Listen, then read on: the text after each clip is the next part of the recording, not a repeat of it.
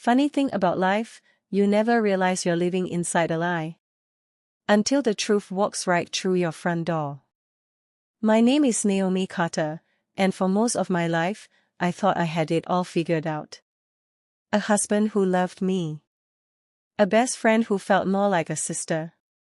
A life that looked picture perfect, at least, from the outside. But if you looked a little closer, there were cracks in the frame. Tiny ones. And the kind that don't show up until you're staring straight through them. Marcus, my husband, he wasn't the cheating type. Everyone said that. Marcus? No, that man worships the ground you walk on. And I believed them. I needed to believe them. And Tosha, my best friend, she knew everything about me. The good, the bad, the secrets I'd never say out loud. She was the one I called at midnight when Marcus and I argued. And the one who told me, girl, that man loves you more than he loves himself. It's strange now, how often she said that. Sometimes, when I think back, I realize the betrayal didn't start with a kiss. It started with silence. The kind that creeps into your home so quietly. You don't even notice it's taken over the room. Marcus started working late. Tosha started canceling plans. Both had excuses that made sense, until they didn't. I remember one night, Marcus came home smelling like rain and jasmine. Now, I don't wear jasmine. Tosha does. But I brushed it off.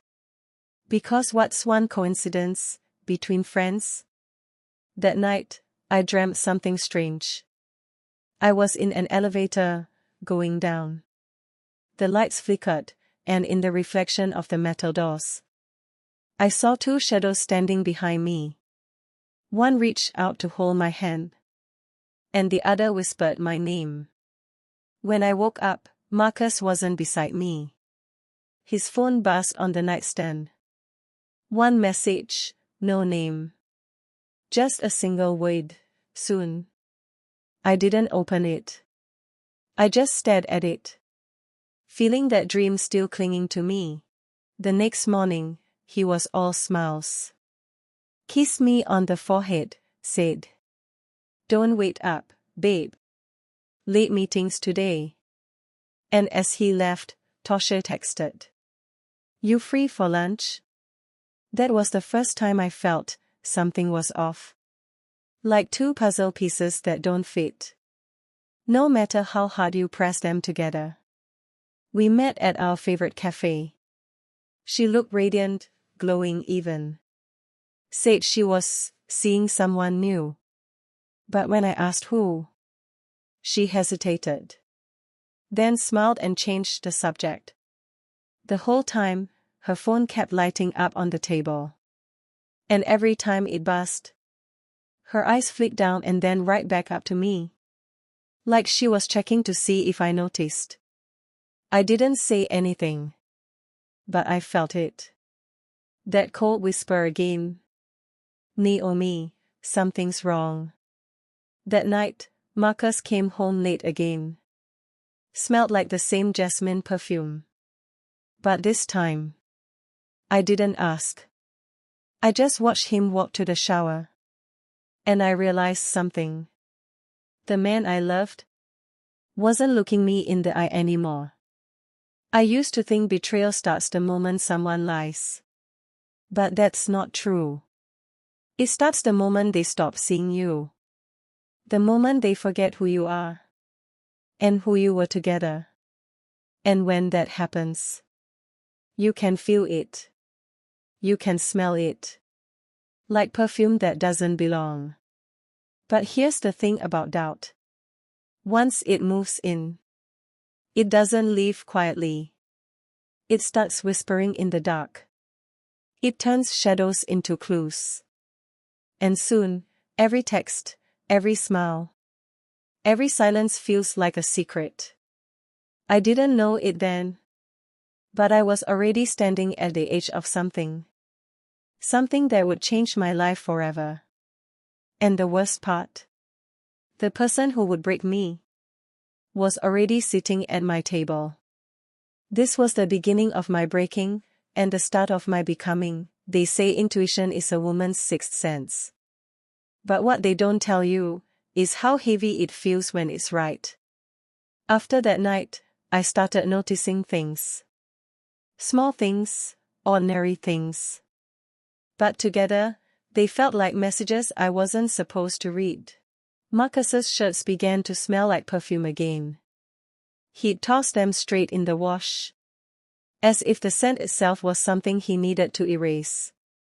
At first, I told myself, don't make a story out of nothing.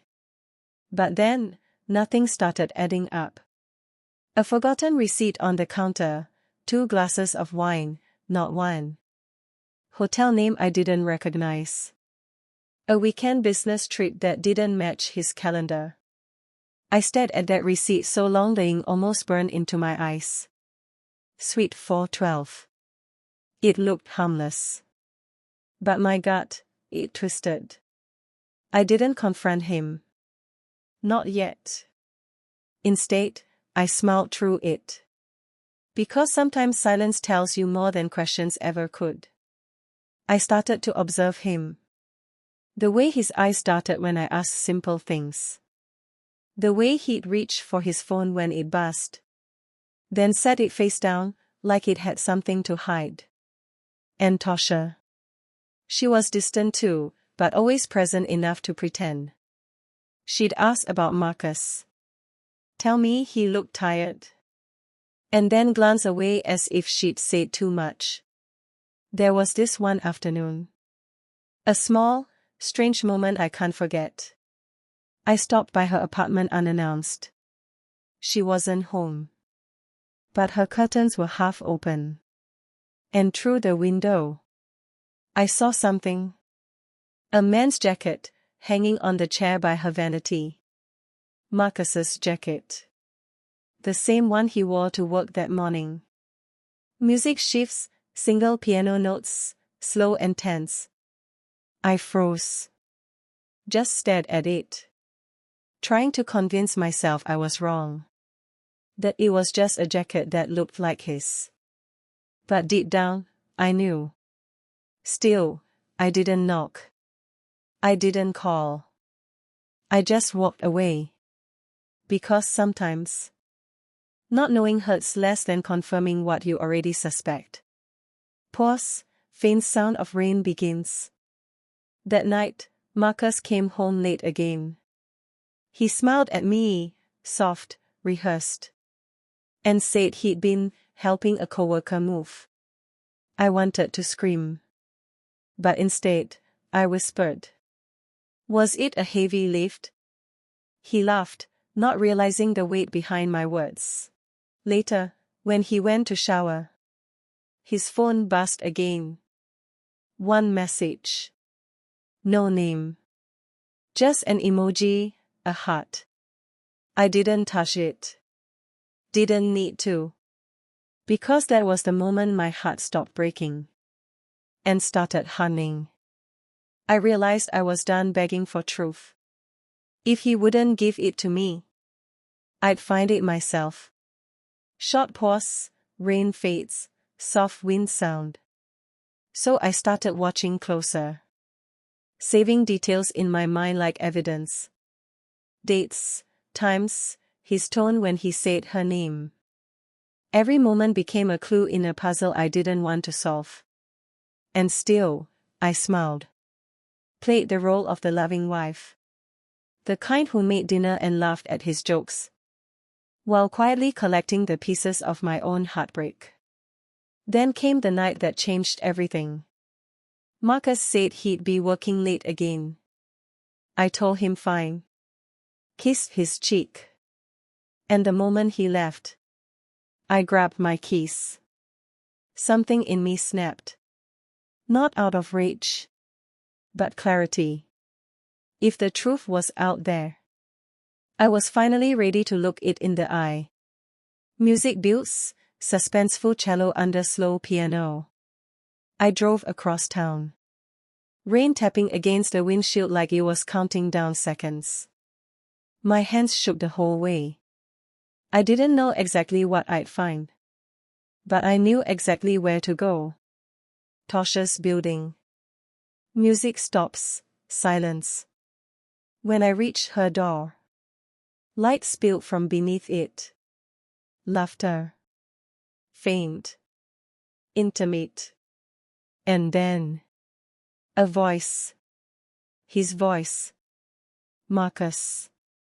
Low heartbeat fades in again. I stood there, frozen in that hallway, listening to my husband laugh on the other side of my best friend's door. For a moment, the world went quiet. Like the air itself refused to move. And in that stillness, something inside me broke. And something else woke up. It wasn't rage. It wasn't grief. It was resolve. Soft, steady piano returns, hopeful tone. Because in that moment, I realized they hadn't taken my life away. They'd given me a chance to rebuild it. Stronger, smarter, freer. I didn't knock that night. I didn't need to. They had already revealed everything I needed to see. And when I walked away from that door, I wasn't a broken woman. I was a woman who finally saw the truth. And I was ready to use it. They thought they'd fooled me. They had no idea what I was about to do next. Naomi walked into the cafe with the same gentle smile she always wore, carrying a calm that belied the storm brewing inside her. She had learned the art of invisibility in moments like this, how to make others underestimate her, how to make them speak freely while she listened, remembered, and calculated. Across the table, Thomas laughed too loudly, his arrogance spilling into the room. He didn't notice the way Naomi's eyes followed every flicker of his expression, cataloging every weakness, every careless gesture. The betrayal had been subtle, slight shifts in tone, whispers behind closed doors, but she had felt it immediately. Naomi was not one to confront blindly. She would wait, and she would strike in a way that left no room for defense. "Did you hear about the Peterson deal?" Thomas asked, leaning back, confident in his presumed superiority. Naomi nodded slowly, her expression neutral, masking the fire rising within her. "I did," she said softly, her voice even, almost curious. "Interesting choice, considering the risks." He laughed, oblivious. "Oh, you worry too much. Everything's under control. You should learn to trust a little, Naomi." And there it was, the perfect opening. Naomi's mind worked quietly, like a chessboard rearranging itself in silence. She would not react now. She would not give him the satisfaction. Instead, she would let him reveal more, piece by piece, until the full extent of his missteps, his overconfidence, and his hubris were laid bare. Over the following weeks, Naomi's presence was quiet but deliberate. She listened, she observed, and she asked questions, not enough to alert suspicion, but enough to gather fragments of truth. Every casual remark, every careless email, every fleeting glance of guilt or frustration became part of her puzzle. And beneath it all, Naomi felt something she hadn't felt in a long time: control. The betrayal, once a source of pain, had transformed into a weapon. Each moment she held her silence was another move in a game only she understood. When the time came, her actions would not be loud or dramatic. They would be precise, devastating in their clarity. Thomas would not see it coming, not until he had already lost. And Naomi, finally, would step out of the shadows she had inhabited for so long, unshaken and unbroken, claiming the power that had always been hers to take. In that quiet, calculating patience, she found a strange sense of peace. The betrayal had not broken her, it had awakened her. And the world would soon remember that Naomi was never one to be underestimated. Thomas still walked with the same swagger, believing himself untouchable, oblivious to the careful storm Naomi had been building. Every interaction he thought trivial, every joke at her expense, every underestimation, had been quietly recorded, mentally noted, and catalogued. Naomi no longer reacted, she simply observed, her calm surface hiding a mind sharpened into something like steel. It started subtly. An innocuous suggestion here, a carefully timed question there, and suddenly, cracks began to appear in Thomas's carefully constructed facade. A client would mishear a detail, a colleague would hesitate, a meeting that should have gone smoothly faltered slightly. Nothing Naomi did was overt, yet everything she touched shifted the balance of power. One afternoon, she walked past Thomas's office and noticed a critical email left unsent, a simple oversight that could have been disastrous. She smiled softly to herself, letting it simmer for a day before casually reminding him. The damage was minor, but the point was made, Naomi was watching. She was precise. And Thomas, though he did not yet realize it, was already off balance. Even more effective than her subtle interventions was the way Naomi began planting seeds in the minds of others. She asked pointed questions to colleagues, offered insight disguised as curiosity, and slowly, almost imperceptibly, shifted opinions. People began to notice Thomas's carelessness, his misjudgments. Naomi's reputation as thoughtful, calm, and competent grew, not loudly, but unshakably. The turning point came during a major client presentation. Thomas, as usual, dominated the conversation with bluster and bravado, unaware that Naomi had quietly prepared. She didn't interrupt, she didn't challenge, she let him speak, stumble, and overreach. Then, with effortless timing, she introduced a single, crucial insight, an observation no one else had considered, framed as a question that subtly corrected his errors. The room fell silent. The clients leaned forward. Thomas's face flushed as the weight of the oversight became undeniable. And through it all, Naomi remained serene, composed, her smile unshaken. Afterward, colleagues approached her quietly, a mixture of admiration and awe in their eyes. Thomas, for the first time, felt something unfamiliar, doubt. And with doubt came fear. Naomi's revenge was not loud. It was not angry. It was precise, surgical, and utterly inescapable. She had turned betrayal into strategy, underestimation into leverage, and humiliation into quiet triumph. As she walked back to her desk, she realized something remarkable. She no longer felt the sting of betrayal. It had been replaced with something stronger, empowerment. And in that empowerment, she found freedom. Thomas would recover eventually, of course. But he would never forget the lesson Naomi had quietly taught him: never underestimate the one you think is powerless. And Naomi, finally, could smile, not at him, but at herself, and at the strength she had quietly claimed. The office buzzed with the familiar rhythm of work, but there was a subtle, almost imperceptible shift in the air. Naomi moved through the space with an unspoken authority. Her presence didn't demand attention, it drew it naturally, effortlessly. Every glance she received, every nod of respect from colleagues, was a quiet acknowledgement. She had become a force no one could ignore. Thomas, meanwhile, felt the first creeping unease he had never known. His confidence, long his shield, now seemed brittle, fragile. He had always believed that influence was one true visibility, true volume, true commanding presence. But Naomi had taught him a lesson he hadn't even realized he needed to learn. True power often moves invisibly, like water carving stone, gradual, relentless, unstoppable. It began subtly. A minor oversight in a report he thought trivial became the center of quiet discussion. A casual misstatement in a meeting was dissected with precision, thanks to questions Naomi had planted in the right minds at the right time.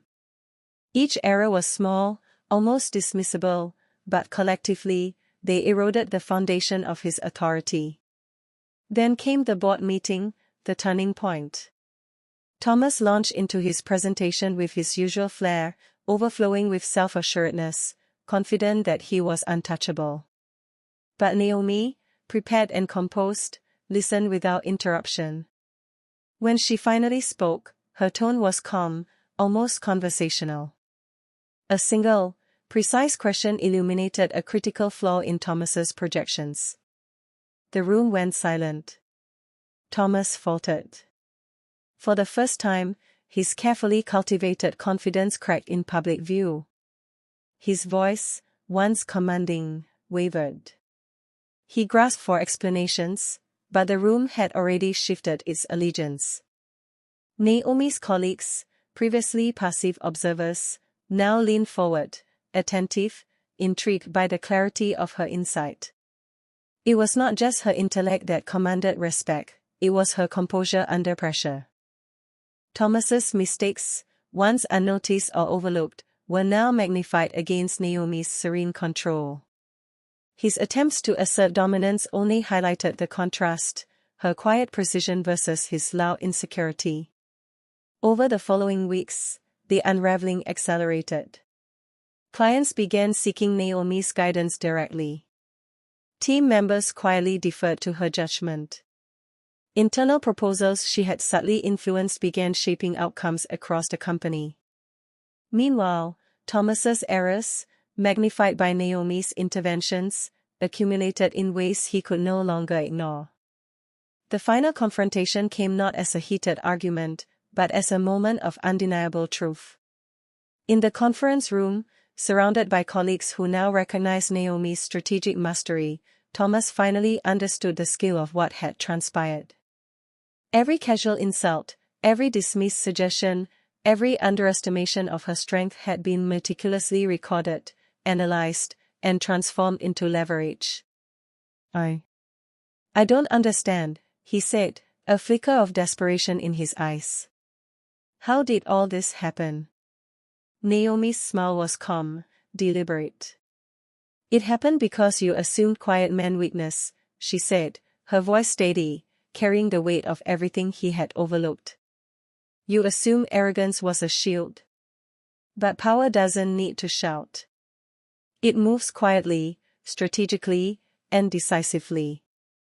That's something you forgot, and something I never did. The room was silent, not in fear, but in awe. Colleagues exchanged glances, acknowledging a shift that was as subtle as it was complete. Thomas's influence had collapsed, not with scandal or spectacle, but with the quiet force of competence, foresight, and unshakable patience. And Naomi, standing there, felt a profound transformation within herself. The betrayal that had once stung so sharply had been transmuted into power.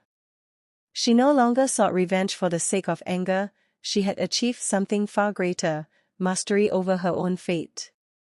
Control, clarity, and quiet authority. Thomas, once the unchallenged center of the office, was left to confront the consequences of his hubris. Naomi didn't humiliate him with cruelty, she merely existed as the undeniable evidence of what he had ignored, what he had underestimated. His defeat was total, not true force, but true precision, patience, and intelligence, the very qualities he had once dismissed in her. As Naomi walked back to her desk, the room seemed to shift around her. Colleagues now approached with respect, clients sought her counsel, and the projects she had nurtured began to flourish under her guidance. The betrayal had unfolded, yes, but in its wake, she had risen, not only victorious, but unshakably whole. For the first time in years, she felt free. Free from the shadows of underestimation, free from the sting of betrayal, free to inhabit the power she had quietly claimed all along. Thomas would recover eventually, of course.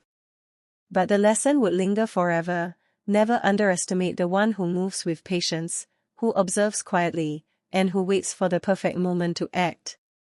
Naomi's victory was not loud. It was not flashy. It was precise. It was deliberate. And it was complete. Months had passed since the events that quietly dismantled Thomas's dominance. The office, once a battlefield of subtle tensions and whispered betrayals, now moved with a new rhythm, one orchestrated in large part by Naomi's steady hand. She didn't command with force, nor did she flaunt her authority. Her power was felt in decisions made, ideas nurtured, and outcomes shaped before anyone realized how it had been guided. Clients trusted her implicitly. Team members came to her not for instructions, but for perspective, drawn to the clarity and insight she offered effortlessly. Even Thomas, now relegated to the periphery of influence, approached her cautiously, aware, finally, of the intelligence and patience he had underestimated. Naomi, however, had long since ceased to focus on him. She had outgrown the need for revenge. The betrayal that had once seemed like a wound had become a lesson, a catalyst for transformation. She carried no bitterness, only a quiet pride in what she had achieved, mastery over her own destiny. On a crisp autumn morning, Naomi walked through the city streets, sunlight casting long shadows along the pavement. She thought back to the moment when she had first felt the sting of betrayal, the fear, the hurt, the anger. And she smiled. She had been afraid then, yes, but fear had taught her patience. Anger had taught her strategy. Betrayal had taught her power. Now, as she entered her office, the familiar hum of activity greeted her. She paused, taking a moment to watch the team she had quietly guided flourish. The projects she had nurtured were thriving. The clients she had quietly won over now sought her advice without hesitation. And somewhere in the background, Thomas moved carefully, aware that the landscape he once controlled had shifted irrevocably. Naomi sat at her desk, not to assert dominance, but to continue building, shaping, and growing. She understood something profound: true empowerment didn't need validation, spectacle, or vengeance. It simply needed clarity, patience, and unwavering confidence in oneself. For the first time, Naomi felt fully whole.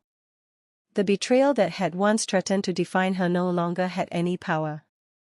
Instead, it had become the foundation of her strength, a quiet, unshakable power that no one could take away. And as she looked out the window, the city stretched before her like a vast chessboard. She realized something even deeper: this was only the beginning. Naomi had risen. Not with fury. Not with noise. But with calm, deliberate mastery. And the world, finally, could not ignore her. The office had emptied, leaving Naomi alone with the faint hum of computers and the soft ticking of the clock.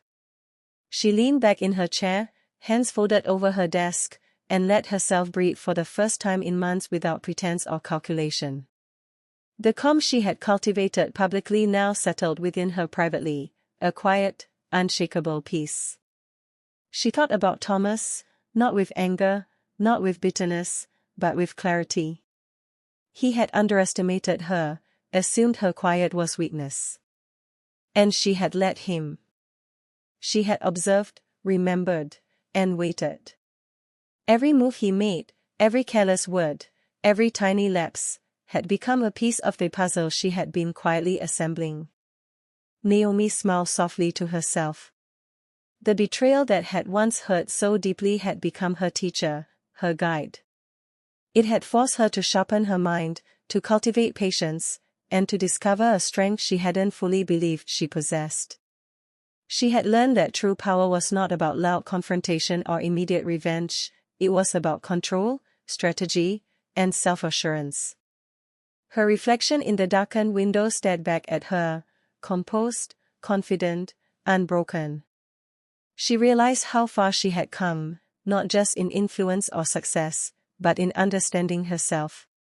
She no longer feared being underestimated, she embraced it.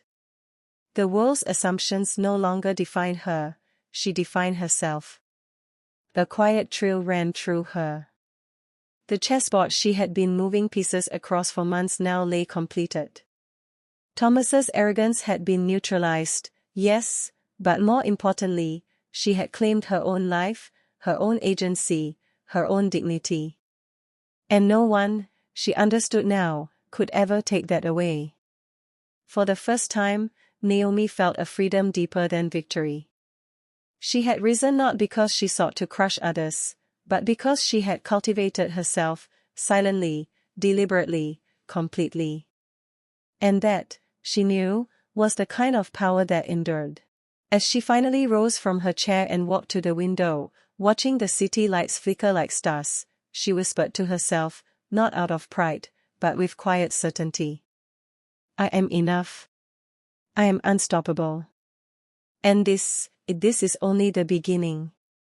The reflection faded behind her as she turned toward the empty office, ready for whatever came next, calm, prepared, and unshakably herself.